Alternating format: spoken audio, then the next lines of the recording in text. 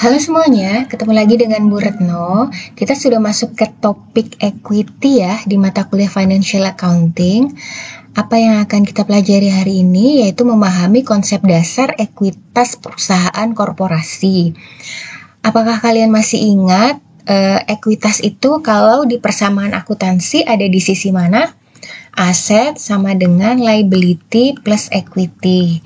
Nah, kalian masih ingat komponen-komponen dari equity? Nah, salah satu komponen dari equity itu kan adalah capital ya, modal gitu. Nah, modal ini didapat dari mana? Nah, tergantung bentuk perusahaannya. Kalau perusahaannya proprietorship, perusahaan pribadi, perusahaan yang dimiliki oleh satu orang gitu. Berarti modalnya didapat dari mana? Ya dari modal sendiri gitu ya. Kalau perusahaannya partnership, persekutuan, berarti modalnya didapat dari mana? Dari masing-masing partner gitu. Nah, lalu kalau korporasi, perseroan terbatas, modalnya didapat dari mana? Nah, dari investor gitu.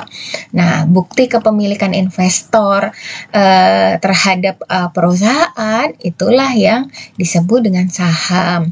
Jadi modal kalau di korporasi itu modalnya didapatkan dari investor. Nah, bukti penyertaan modalnya investor itulah yang disebut dengan saham gitu ya. Jadi tanda bukti kepemilikannya investor di perusahaan tersebut itu yang disebut dengan saham.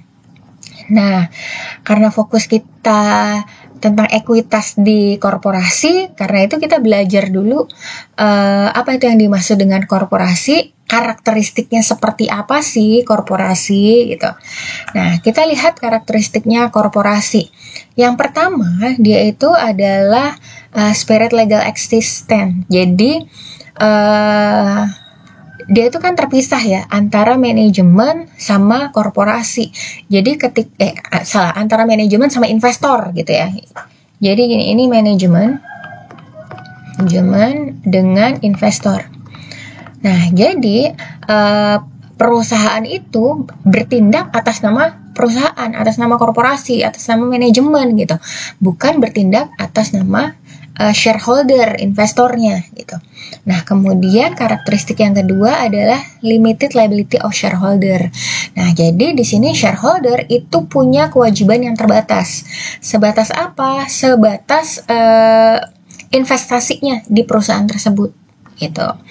Nah, lalu dia punya ciri transferable ownership right. Jadi di sini kepemilikannya di perusahaan itu bisa ditransfer ke investor lain dengan cara apa? Dengan menjual sahamnya. Nah, perusahaan itu punya karakteristik lain yaitu ability to acquire capital. Caranya gimana? Mendapatkan modal ya dengan menerbitkan saham. Dan dia continuous life ya, jadi korporasi itu didirikan asumsinya untuk hidup selama-lamanya. Karena apa? Dia tidak terpengaruh terhadap pemilik kan, karena itu tuh transferable ownership right. Jadi kalau toh pemiliknya meninggal nih, investor yang meninggal bisa ditransfer ke investor lain, bisa dijual gitu kepemilikannya. Jadi dia continuous life. Nah, kemudian ciri yang berikutnya adalah corporate management. Karena terpisah nih antara owner dengan manajemen. Nah, ini mencegah owner untuk terlalu ikut campur di manajemen gitu.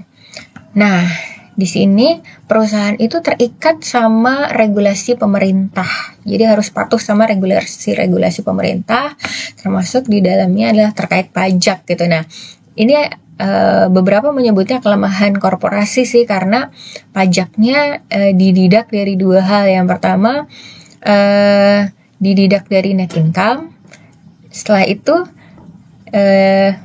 dikenakan pajak juga untuk dividennya gitu. Sampai sini paham ya karakteristik korporasi. Untuk struktur organisasi korporasi itu mungkin bisa beda-beda antar perusahaan. Bagaimana cara mendirikan korporasi, kalian bisa baca sendiri di bukunya.